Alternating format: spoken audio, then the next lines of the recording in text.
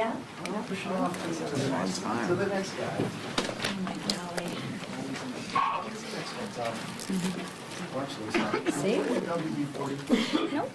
It always goes good on the downside. It's on the upside. Well, good morning, everybody. How are you? Hope you're staying warm out there again. Listen, I'm up here today because people trust me to be blunt. If you're from my district, you know that. I don't have a big filter from my brain to my mouth, so let me be blunt and let me say it like this. Today I'm going to do that because the American people actually deserve the truth. And I'll share with you, they're going to get it right now. I am beyond frustrated watching a media that is so obsessed with tearing down President Trump that they are willfully ignoring the millions of illegals, criminal illegals, that Joe Biden has allowed to cross our border. I'm furious with the Democrats that are so desperate to satisfy their activist base that they would rather shut down FEMA, TSA, and even the Coast Guard. They'd rather do that than to stand up and say one simple thing. Violent criminals who are here illegally should be deported. And yes, I am angry. Angry watching the protesters try to block legal, there's a key word, legal law enforcement operations that are targeting the worst of the worst predators. And these are predators that are walking around your communities. Democrats want to tell a different story. But let me tell everyone here the truth. The truth about what I am seeing at home in my state. In my state of Michigan, DHS has pulled an illegal alien out of Zeeland, Michigan, convicted of sexually exploiting a minor. This guy. This is who the protesters and the Democrats are defending. An illegal who is here, who has been convicted, I might say, of sexually exploiting a minor. I don't know why you all aren't angry about that. I'll share with you. It is unfathomable to me.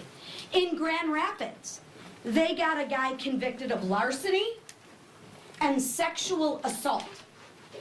In Ypsilanti, Jackson, in Detroit, in Holland, Pontiac, DHS found deported illegal aliens committed of homicide, murder. These folks are monsters. And you have Democrats that are advocating for them to get released back into your communities. Why aren't you reporting, and why aren't more people outraged? I don't get it. I gotta share with you, I don't get it. These folks are monsters.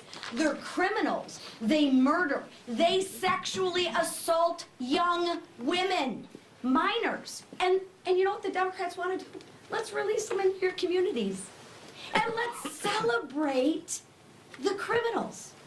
Let's villainize the ICE agents and celebrate the people who are raping your children. That is crazy. And I'd love for the media, just find one parent for me, or any responsible citizen in this country that actually thinks that's okay. I mean, I would love to talk to that parent. I really would. They're criminals and they're killers. And Democrats are fighting right now to keep them here, to shut down ICE, to call off Border Patrol, and to let these folks stay in America, in American communities, in your communities. That is disgusting.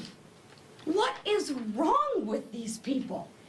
And the most cynical part is that they will stand in the streets next to the murderers and next to the rapists and next to the predators just to change the narrative, just to distract from the massive tax relief Republicans are delivering. See, they don't want you to talk about all the good things that are going on. And there's a lot of good things going on.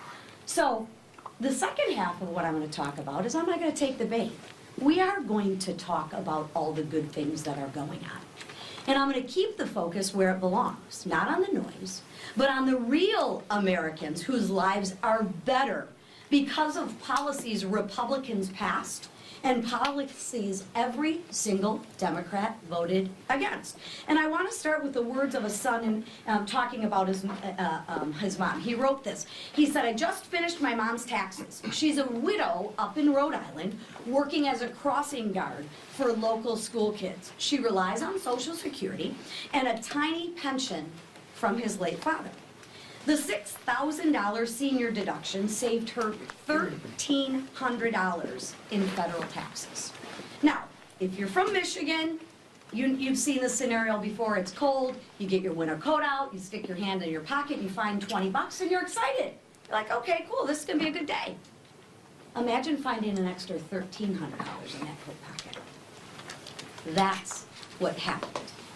And all across the country, seniors are seeing bigger refunds, workers are seeing bigger paychecks, and families are finally getting some breathing room. Why? Because Republicans ended the double taxation on Social Security. Because we made sure 88% of seniors will pay zero federal taxes on their benefits. That didn't happen by accident, and sadly, it didn't happen unanimously either. Every single Democrat voted against the $6,000 senior deduction. Shocker. The same Democrats that are for the violent rapists and murderers being released back onto your communities. Yeah, I'm not for giving the seniors $6,000, but I am for making sure that we make sure that those violent criminals get a fair shake, right? Let's release them back into your communities. Every single Democrat voted against giving grandma just a little relief after Bidenflation hit seniors harder than almost any other group. Every single Democrat voted no, not just against the greatest generation, but they voted no against the next generation too. They voted against expanding the child care tax credit. They voted against jump-starting the American dream with the Trump investment account. They voted against 15% tax cut for families and workers building this country every single day. That's what they're against. Ask yourself, what are they for? Kind of interesting, either, you know? I'm gonna share with you, they're for these people. They're not for the seniors. They're not for the law-abiding citizens.